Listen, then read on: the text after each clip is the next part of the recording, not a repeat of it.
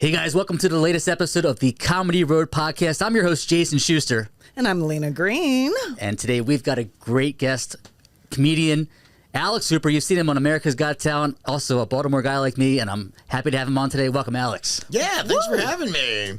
Baltimore is home, so, I mean, LA's really my home at this point, but I spent a lot of time in Baltimore. It crafted the person that I am, so... happy to call it home. That's where you started comedy? No, I started out here. Oh, okay, but I spent, the first 19 years of my life in Baltimore. That's where I learned that the world is a terrible place that tries to destroy you and that you should rebel against it however you can. And then I came to LA and all of a sudden I became a child of love because I was like, oh, I don't have to be angry at myself and everyone. I'm sorry. I went to Baltimore once. It seemed lovely. The people were really nice, but until I took you into the city. Okay, yeah, that was interesting. You learned love in LA. I did, yeah, for sure. I mean, I just met a very different type of person out here. Like the groups of the friends that I made very quickly were all about positivity and warmth and just like creatively inspiring me in many different ways. And I didn't have that as much in Baltimore, but I also think that's just part of who I was growing up. Is I was just an angry, depressed child who didn't know how to let those kinds of values in yet. Yeah, totally. Yeah. So, with age. But do you find yourself doing any Baltimore material? I have. Like, I mean, I had a joke on my first album about, like, growing up in Baltimore makes you hard, and then you come to LA and you're just like, instead of wanting to fight, you're just like, whoa.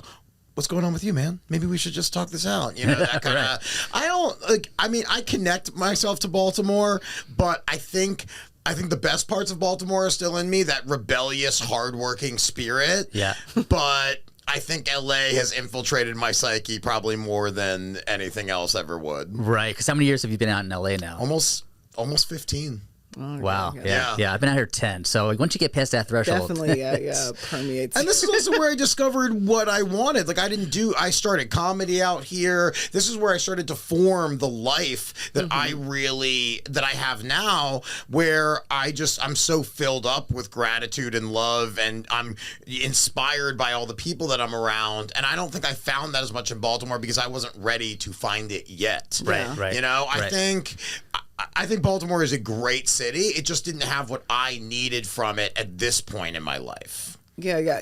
You hear a lot of comedians talk about starting off very angry and depressed and stuff. How did that influence your comedy early on? And that's kind of how, parlayed it into like what you do now and stuff? Or yeah, I mean, I think I've always had a lot of energy and I didn't know how to channel it. And so it would come out through rage and nihilistic, depressive thoughts, and I wasn't fun to be around. I was just kind of this wild, just energy that couldn't be contained.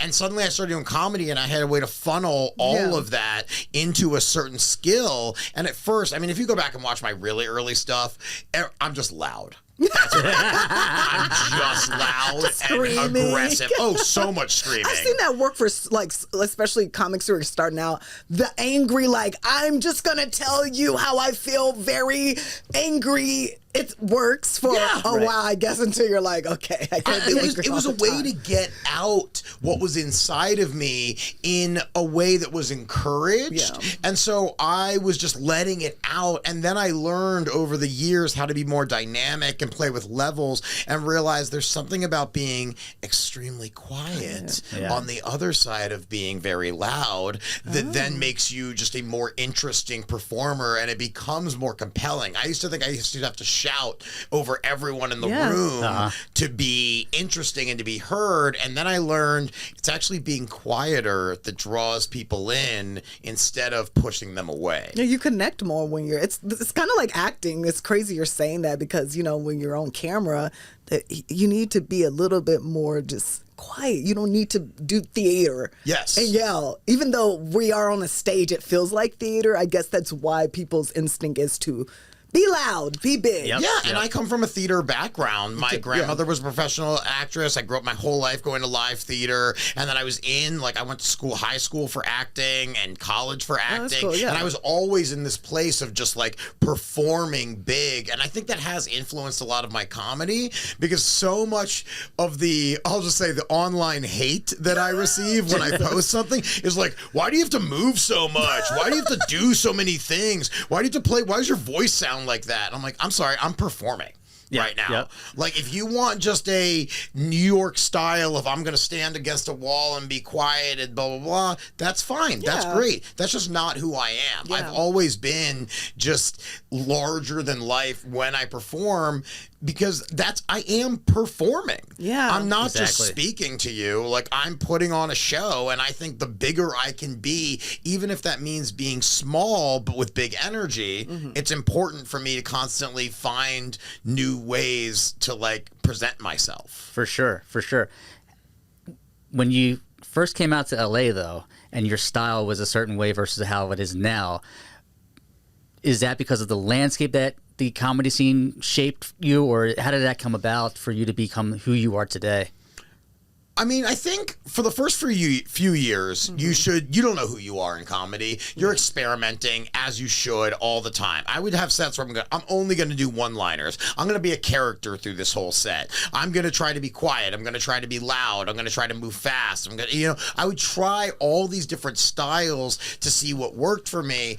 And I had a lot of success early on because I was a good performer and a fairly decent joke writer. And I was creative, I was weird, I was different. But around like 8 years in is when I really started to discover the person that I could be. Like, I think I kind of like equate it to, I had this creature inside of me that didn't know how to come out, and I didn't know how to present it, partially out of fear of what people would think of me and judgment. And once you let that all go, you can truly start to become a version of yourself that is unique and something that I was proud of. And I think it just really, when I started to let that part of me out, when I started to merge all of these selves together, I used to really I would go to music festivals, and I started going to those in like 2010,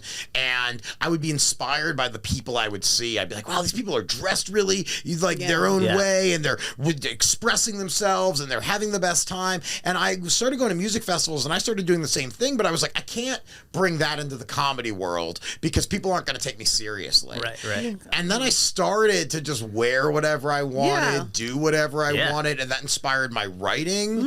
And suddenly, I was feeling more myself than I ever had before. And I think that's when people really started to take notice that I was doing something different.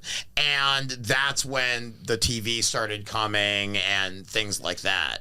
I had early success, but I was still figuring out who I was and what I wanted to present to the world. Because that's what I tell people. If people say, hey, I'm new to comedy, I don't really know what I'm doing up there, I'm like, good, you shouldn't, but you should have something to say.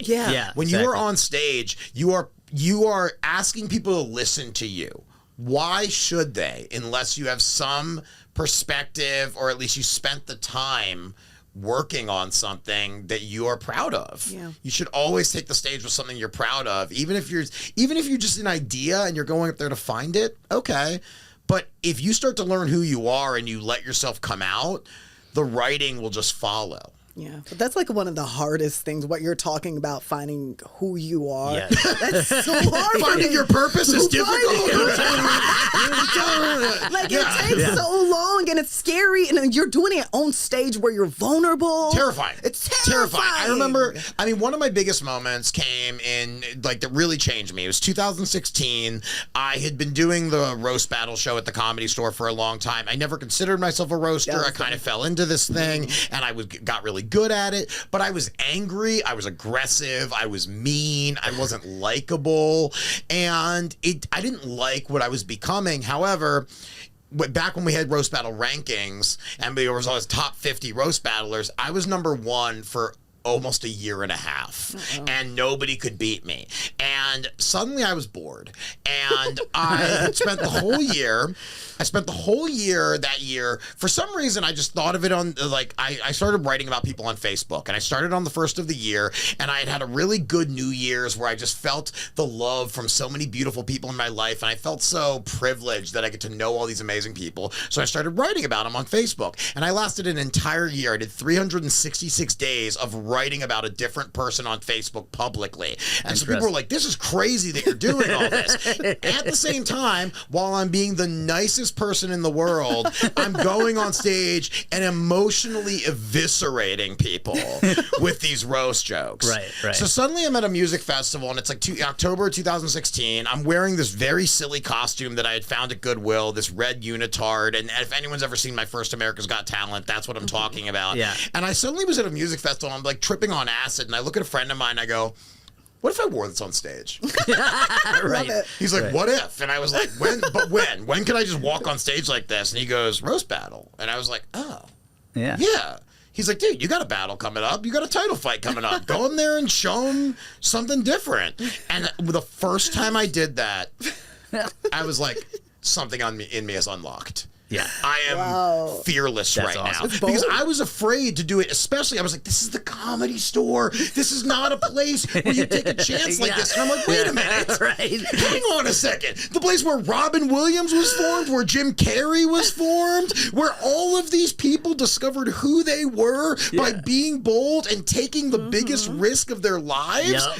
Oh, this is exactly where I do this. Right. But that's not what people are told starting off. They're like, this is how you, like, I was told not to wear sexy clothes or not wear sweats and stuff. And like people are told to do it this way. And or also don't to use the same material you've done in the OR every single time you do the OR. Yep. But you've got to sometimes take a step that's going to push you forward. So. You have to, and the thing is, I could have fallen flat on my face doing that. It was an important night for me, and this my competitor came in there going, I'm going to take this motherfucker down, and so it was October. I had spent a whole year writing about people, about how great everyone was and how much they inspire me to be the best version of myself. Next thing I know, I'm finding who I am by putting on this outrageous outfit, and then I get a call in early December that right after I do that battle that I'm going to be on one of the main competitors on season 2 on Comedy Central. And I was like, hang on a second. So I just spent a year being so fucking nice and telling people how amazing they all are and writing about them, spending a part of my day every day thinking about another person unselfishly. And my reward for that is I get to go on a station I've wanted to be on my entire life and rip people to fucking shreds. Yeah. Yeah. Well, hell yeah, dude. Yeah.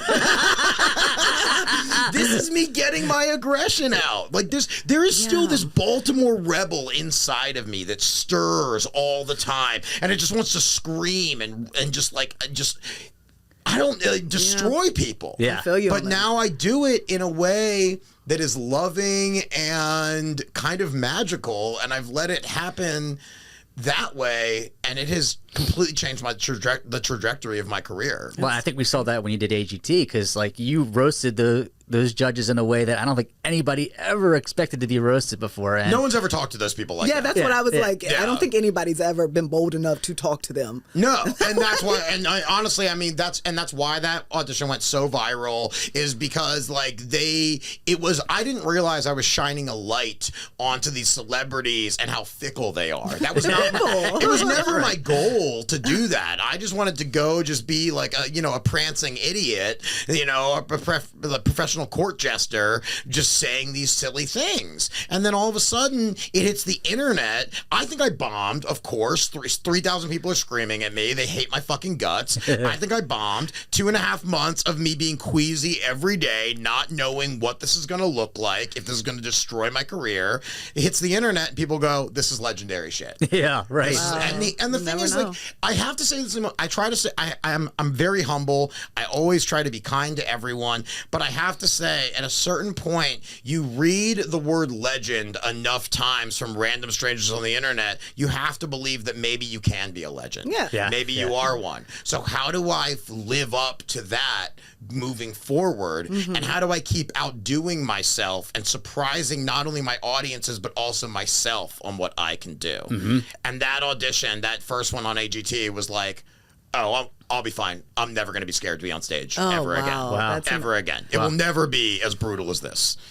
I think starting off, we say like you got to be delusional in a way where you're like, I can do this no matter how many falls I get. Like you have to be delusional in a way. Like I there's a light at the end of the tunnel. I can be a star, a legend, you know? So it's like, I love that approach. It seems like the don't give a fuck approach, but I don't know, refined. Yeah, it definitely is. And I mean, I still have nights where I have to tell myself that. I mean, literally 2 weeks ago, I was in Sioux Falls, South Dakota, and I sold 9 fucking tickets. And I'm like, oh, and I'm back in my shitty hotel room going like, why do I do this? How did I get here? Why am I in this fucking city? And then you just have to remember that like it's bigger than just a single night. Like there is a collective the mean that you're trying to get to, and there's so much rejection in this. There's so much, and you have to learn how to appreciate the rejection because it just makes the wins feel that much bigger. And I've been in a little bit of a spiral right now where I just keep getting bludgeoned again and again with these opportunities that aren't coming to fruition, and you question it leads you to questioning yourself and what you're doing. But you have to, you can't lead with that. You have to believe that things are going to get better if you stay true to who you are and keep trying to grow as a performer and artist, even as a human. Because I've seen some of the things that you have posted in the past where you've talked about your journey and you've had setback after setback, but you keep fighting and you keep going, moving forward. And sometimes those setbacks are set ups, for you to get where you need to be. We were just talking with our previous guest about that, about he had so many things that fell through, but it brought him the best things in his life. Right. And so maybe that is why that happens. The universe is trying to guide us, or whatever you believe in, is trying to guide us, and we're like resistant, and it's like, I'm gonna punch you. So you go that way. Yeah, when you look back at your life, you're not gonna remember the things you didn't do. You're not gonna look back at that one audition that you thought would change your life and be like, but if only I'd gotten that. No, everything is leading you to something else. And like part of the biggest thing that I've tried to get in my own head this past year is create it, release it, stop giving a fuck. Create it, release it, stop giving a fuck. Because we hold on to our own shit and we think it's so important. And what if people don't like it? Or what if it's not perfect? Who gives a fuck? Because every piece of art that you make will lead you to your next piece of art. And that is just going to propel you to keep being better in your life, and it's going to lead you to more people. And if they don't like one thing and they want to leave you as a fan, they were never going to be a fan in the first place. They're just waiting to jump onto the next thing. The people that trust you will believe in you if you suddenly change your sound, your vibe, your whatever it is you're working on. They will go with you because they understand that you are growing, you know? And even if they don't like this thing, but they still like this other thing, okay, well, I'm still going to go on to the next thing. And when you've gone on the road, have you found yourself having to adapt to certain audiences that you never thought you'd have to deal with at certain times?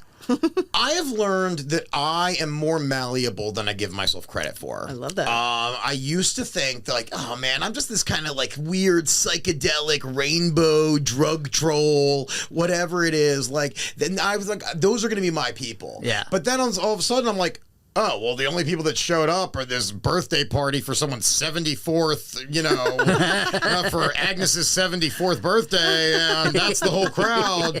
Are they going to relate to this? And I have found that I am very good in any situation because I can adapt and I can pivot. I can look at a room and go, I don't need to rely on what I think will work. I can go up there, trust myself. There's moments when you have to, when you're, like when I was in that Sioux Falls situation, before I'm going on stage, I'm literally like berating myself like internally, I'm going, motherfucker, I can't believe I have to do this right now. I cannot believe, but I will not bring that energy to the stage. I will go up in front of these 9 people and I will perform my fucking ass off, and I will find a way to have fun, because if I have fun, they will have fun. If I bring miserable energy up there, that's going to infect the crowd in a negative way.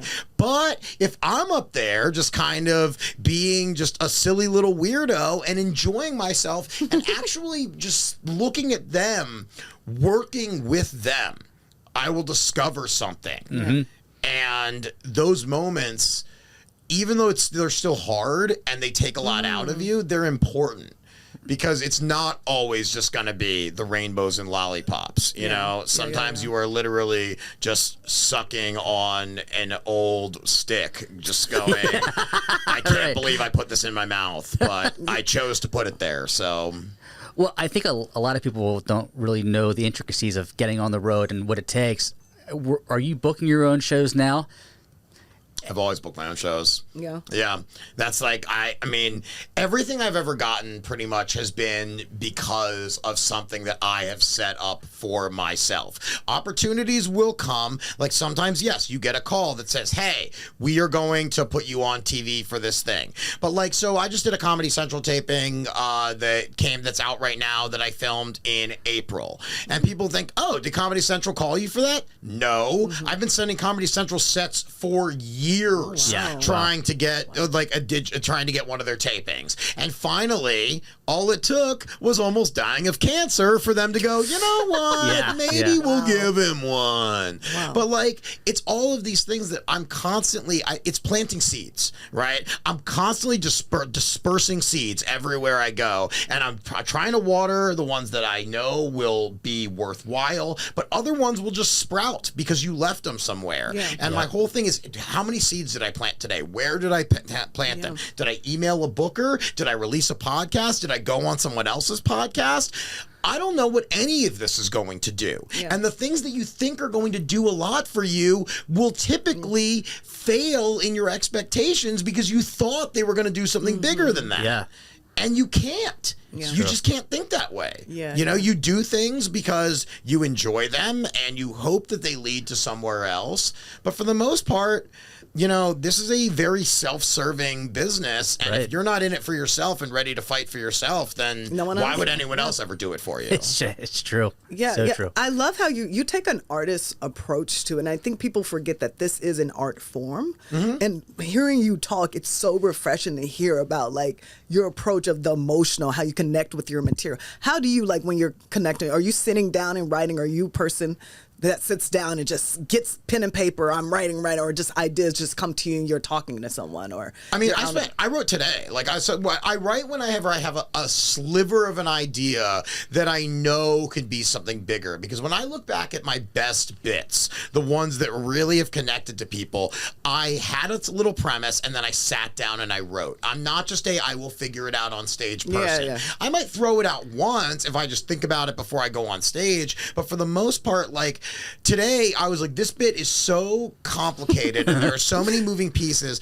that if I don't sit down and try to write it out in its entirety as if I'm performing it, then I don't know how I'm ever going to land any punchlines within it. So I mean, sometimes I wait to be inspired. Other times, I try to at least write down the idea, but when I have an idea, I try to write it as far as it will go and then take it to the stage, and whatever comes out are probably the most important parts of it. And then I refine until there's almost no fat on anything. And by the time I put something out on an album or like a special or something like that, it is down to its purest form. And maybe I could have stretched it further, but my whole thing is I do want a lot of laughs. I do not want a lot of fluff and filler. So I really try to be cohesive. I try to connect things, and I try to have somewhat of a point to what I'm doing. You know, I want people to feel something. Comedy is supposed to be an escape, and it's supposed to heal you. And when I'm on stage, I don't want you to be thinking about the bills you have to pay, or that your daughter's sick at home right now with a babysitter, or that your lizard's tail just fell off. I don't want you to be thinking about any of that shit. I just want you to be in the room with me for that hour. It's cathartic. And I mean, it's just cathartic for us. It's definitely cathartic for them. That's why people come out. There's such a thirst for comedy, especially even during the pandemic. People were trying to find it online and stuff because everything was closed. When you, I just want to go back because you mentioned cancer and stuff. How did that play in your career when you started, that's something that changes your perspective and everything. So just a little bit, right? I mean, I knew immediately, like, when I got diagnosed that, okay, I'm going to use this to my advantage. This will not kill me. Came a lot closer than I ever thought it would. But I said, I'm going to use this to my advantage. This is going to strengthen my story. Because just by being myself, I have found that I have inspired a lot of people to be the best version of themselves. And that was another thing. I never set out to be some motivational figure or anything like that. And I don't look at myself, I don't pretend that I am one. I just try to be as authentic as possible. And me being authentic as possible means I have cancer right now, which means I'm going to talk about the fear and the hardships that come, not just for myself, but for the people around me that are watching me go through this very horrific time.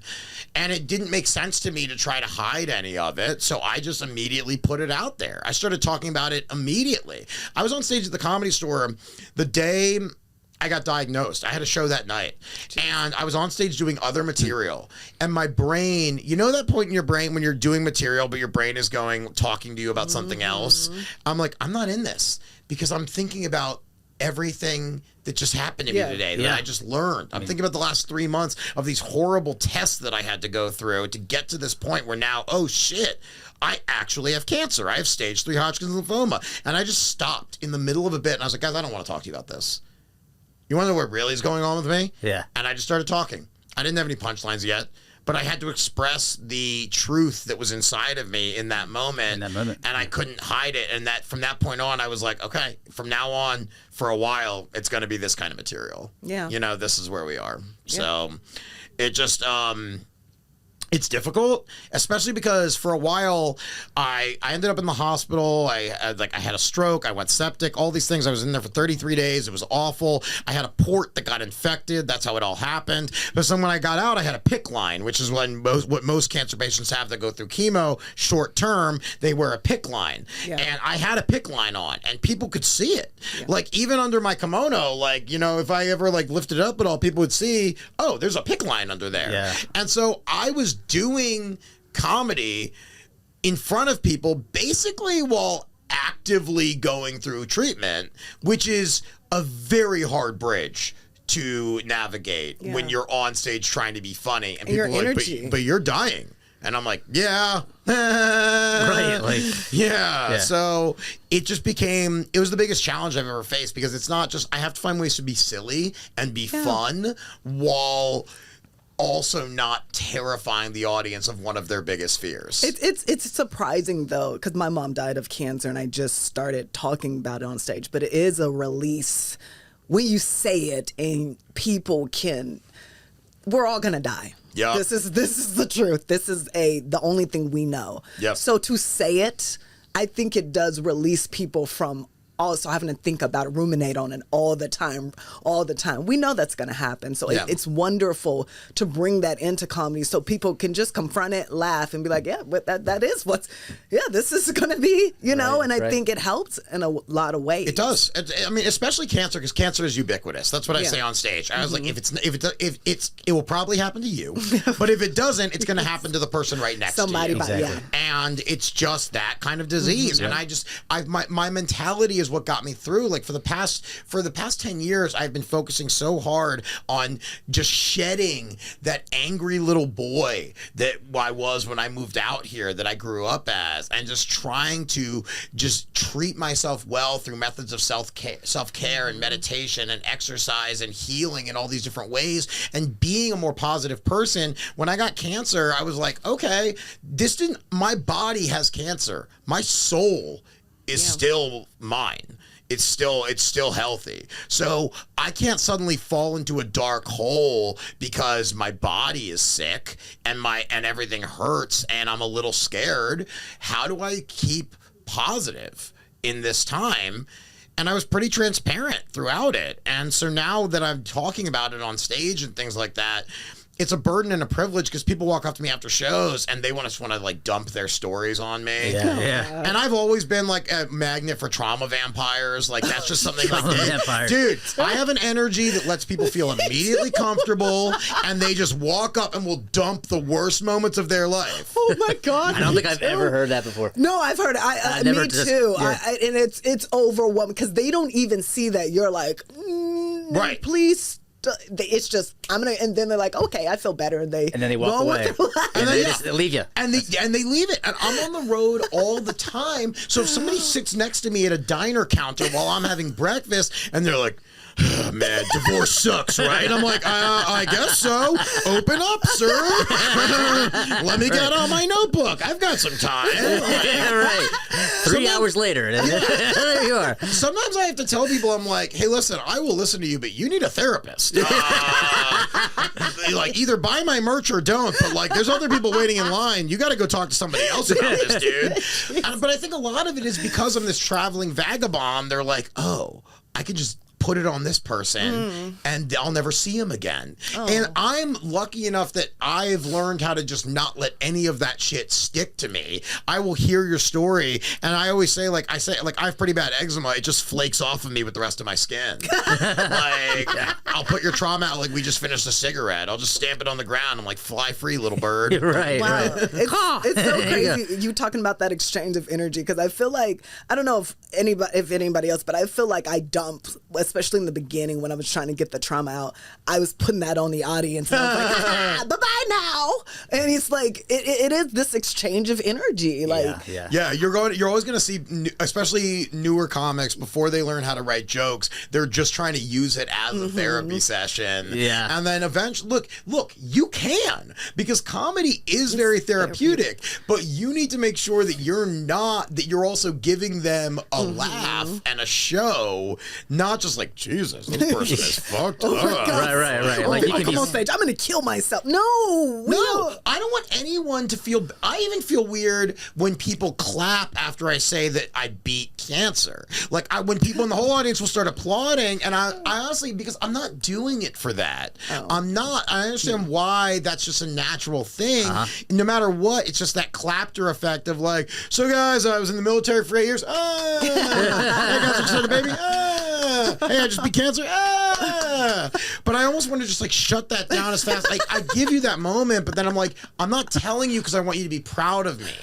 I'm telling you because this is a real thing that happened, and I just want you to be a part of this experience with me, so we can laugh about it all. Right. Like I'm not trying to make myself feel better. I'm just telling you in the best way I can, the most entertaining way I can. Yeah.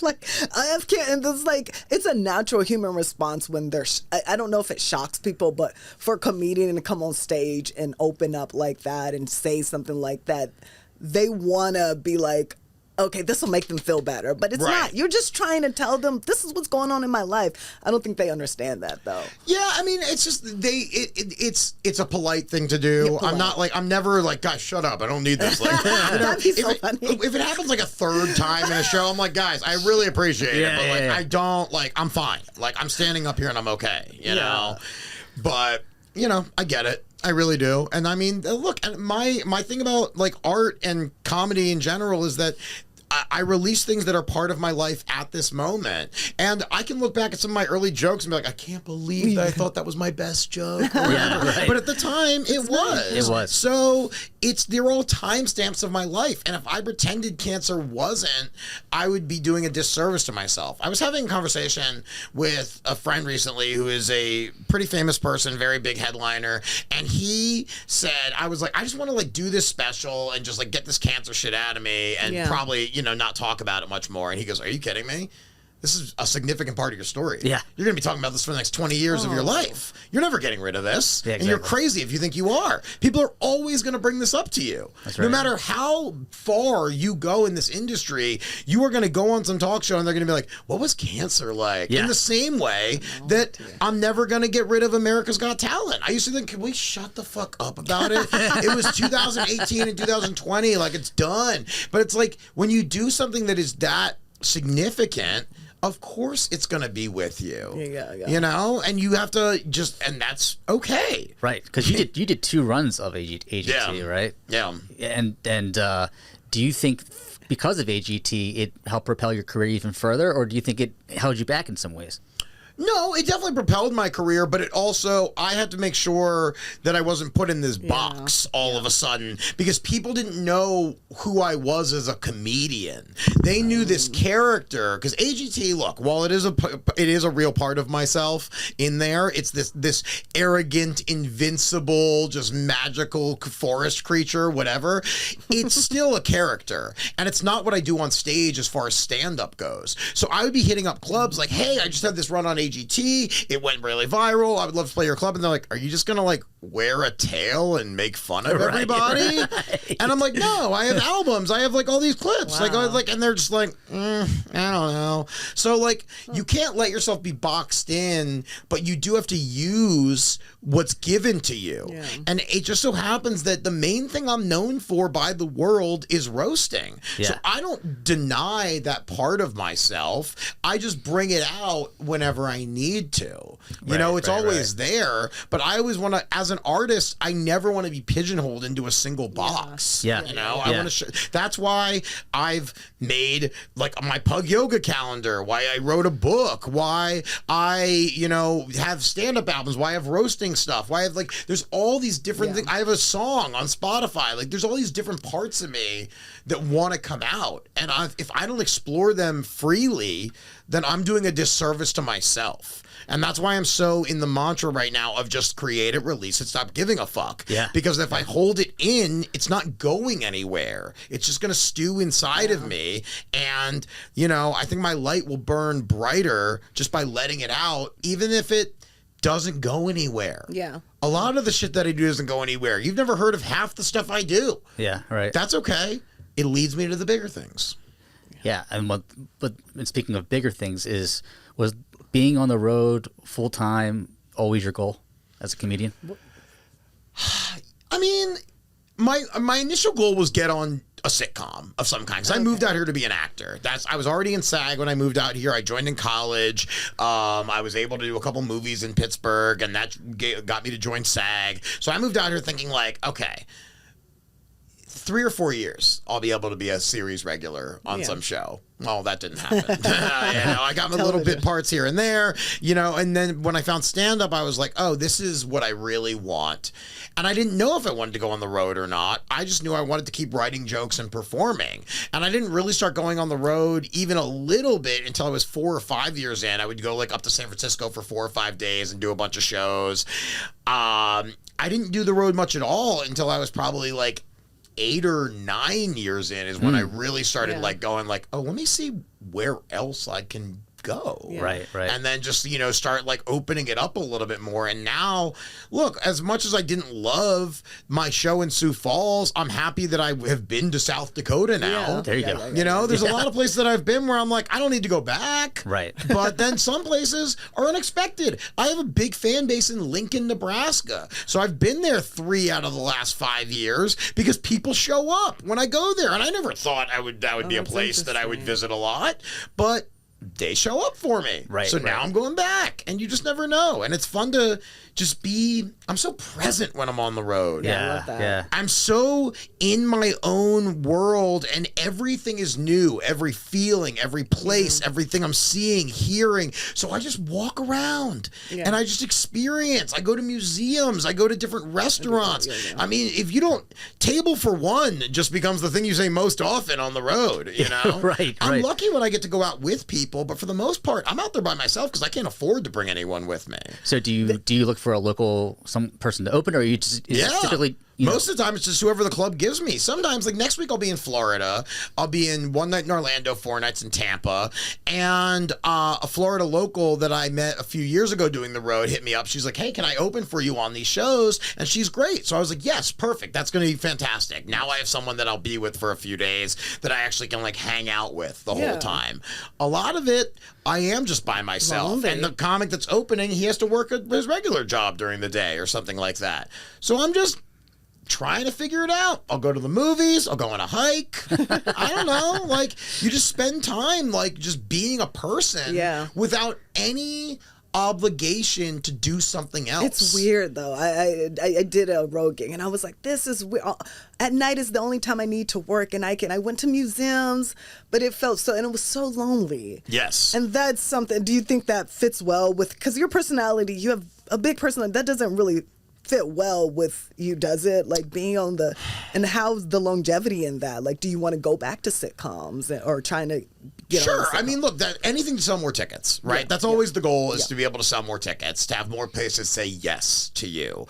But being on the road taught me how to be okay with myself. Yeah. Like, there are times when, sure, would I rather be with another person? Of course. And sometimes I chase adventures, or I'll go out with the staff just because I don't want to be by myself. Yeah. But other times, I've learned that I am okay by myself. I have, a beautiful wife at home and a huge group of friends and all this other, a great family and all this other stuff. So I'll be okay just being by myself for a few days. It's when you are in one place for a while that you're like, what do I do?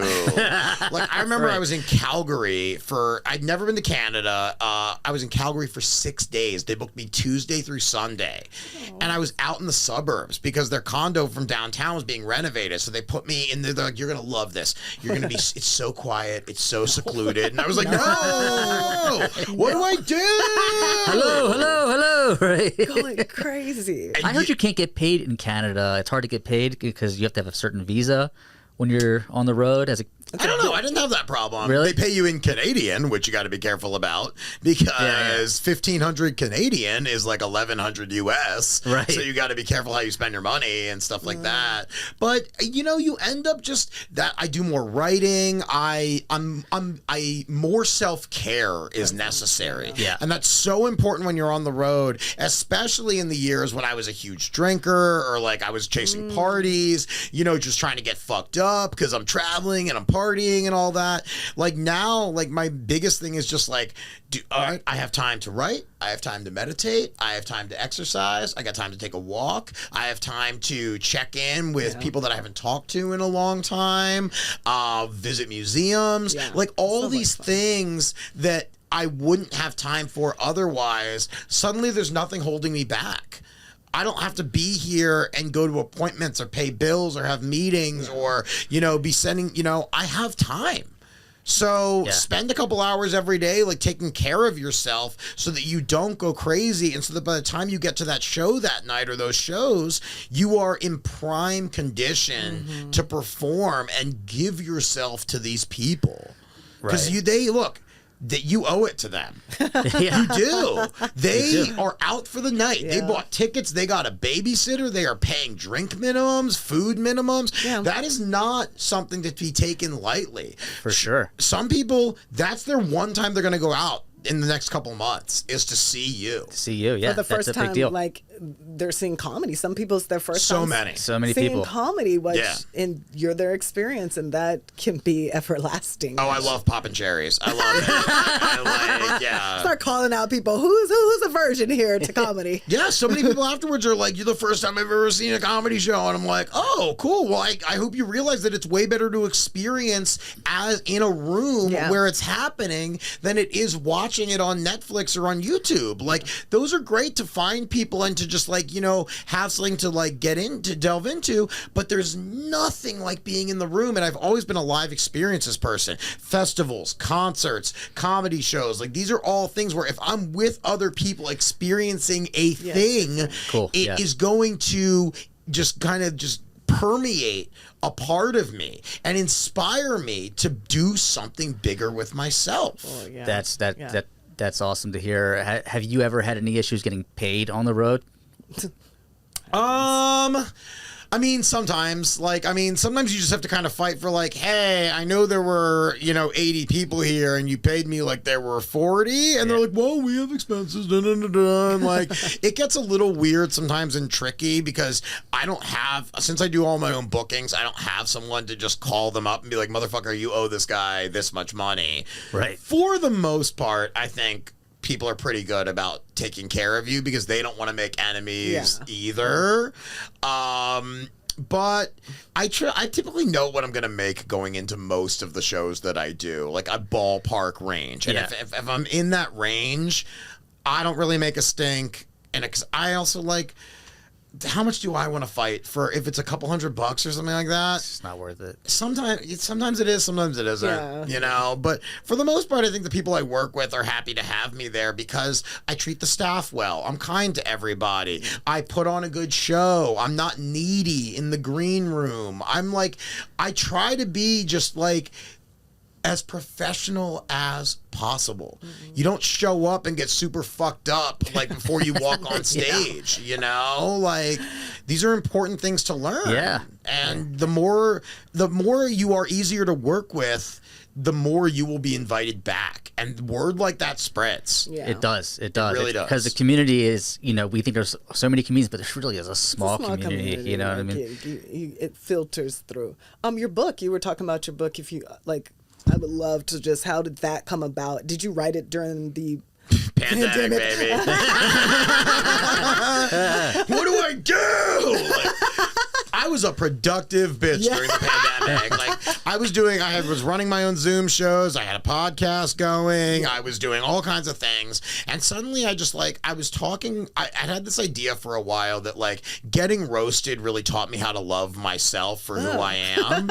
And so when I wrote the book, it's hard to believe, but I came up with this concept in late November of 2020, and the book was released in January of 2021. So from concept to releasing that you could buy it, it was 2 months.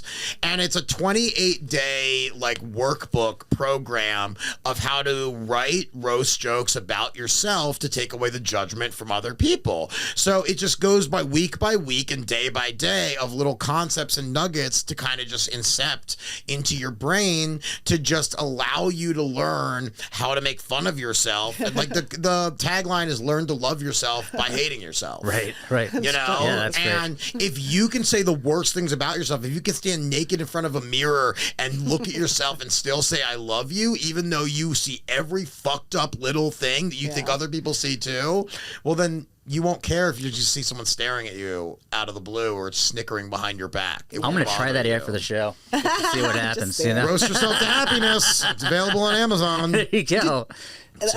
2 months, you self-publish or Yeah. I have another book idea that I'm proposing right now that's not going to be self-published if I can help it. But that one was, I just need to get this thing out of me, and everything came together very quickly, and I was motivated and I had time. Did you ever read the artist workbook? The Artist Way? The Artist Way. Yeah, for sure. Yep. Yeah, the way you you act upon your ideas is so about that, how you act. Yep. Most people get an idea and they're like, oh wait, you're like, no, this is what the universe wants me to do. I'm doing it. Yeah, I mean, I try to be that way. It's scary sometimes because you're going out on a limb and you're exposing yourself for everything that could fall apart. But at the same time, if I don't do that, then I'm just keeping myself closed off and I don't know what I can become. There's a freedom in just expressing and creating and letting it go. And I think that's the way that I work best. Me too. Is by not holding on to anything. If I have an idea and I think it's good, I try not to tell too many people. I just try to do it. Nobody knew I wrote a book. I just released a book all of a sudden. Even all my close friends were like, when did you write a fucking book? Well, it happened. Yeah. Remember how we couldn't go to any concerts? Well, I was doing stuff. Well, actually, I was doing shit, making stuff happen. If we were all watching TV, he's got all this stuff coming out. It's dang. He's doing a TED Talk, I would love to do a TED Talk one day. I could see that. I man. I want to do a Roast Yourself to Happiness TED Talk. I mean, I have a lot of ideas on TED Talks, but Roast Yourself to Happiness is TED important. Talks. Hey. We got the guy for you right here. Yeah, seriously. No, very cool, man. What's next on the agenda for you? Filming special January 12th in Bridgeport, Connecticut at the Bijou Theater, doing 2 shows for that, and that's going to be a large chunk of like the cancer material and stuff like that. I have working with a producer and a director to put that all together. I'm on the road a little bit here and there, just getting ready for all that. I mean, it's pretty much ready to go. I'm just refining it more and more as it goes on. And honestly, I'm just always trying to figure out how to get myself more into the ether and how to sell more tickets. You know, everything I do is in service to me just not having 9 people showed up when I flew to a place. Though. You know, like, how do you sell? Like, what is the formula? I was going to ask you, Lena. I was really hoping you had the answer. You're the one who seems to figure this stuff out, so we're going to need you to figure it out, write a book. I don't know. That's one that I just haven't figured out yet, and I will continue to do it because it's the choice that I've made, and it makes me happy to keep doing comedy.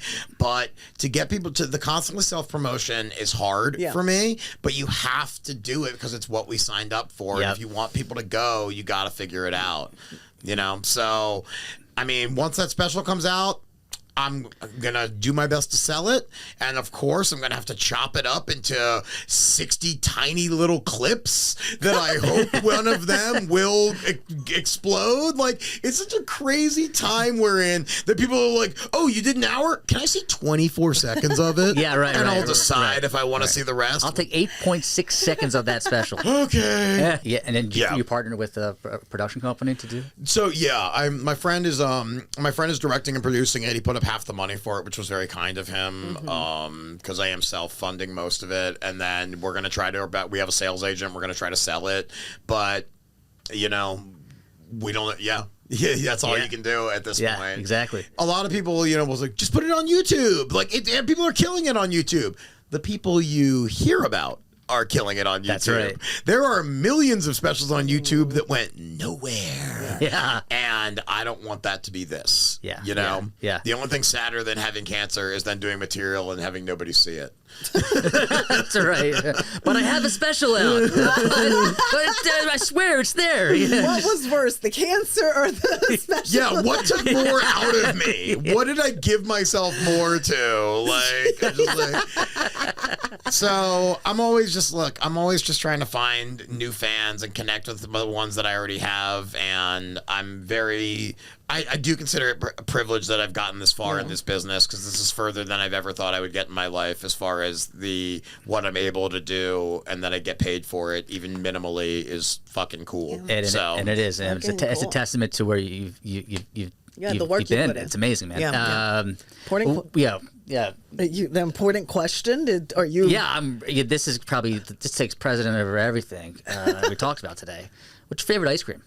Oh, buddy, you just nailed it. I mean, I eat ice cream almost every single day. Thank you. So, it is very difficult to pick a favorite. It's got to be something chocolatey for sure. Like, I do love anything that has like brownie pieces or chocolate chips of some kind, cookie dough, but something that I really like a vanilla-y or like a white chocolate base, but then that has fudge rippled throughout.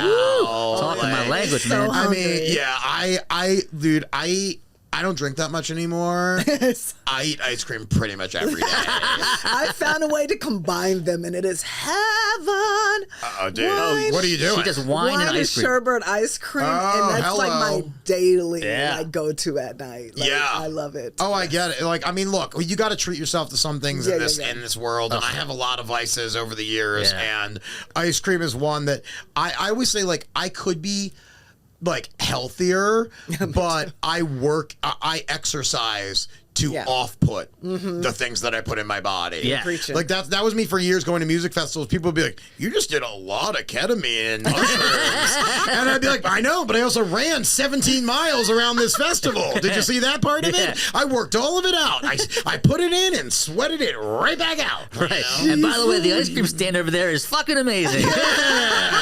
You ever just lick a cone while you're rolling on Molly? 'Cause, pretty good stuff. Well, dude, Alex, thank you so much for being on today. We had a great you. time, and we're looking forward to seeing all the cool things that are coming up next for you. Dude, you guys are Yes. great. Thank you so much for having me. I Thank appreciate you. everything. Thank you, brother.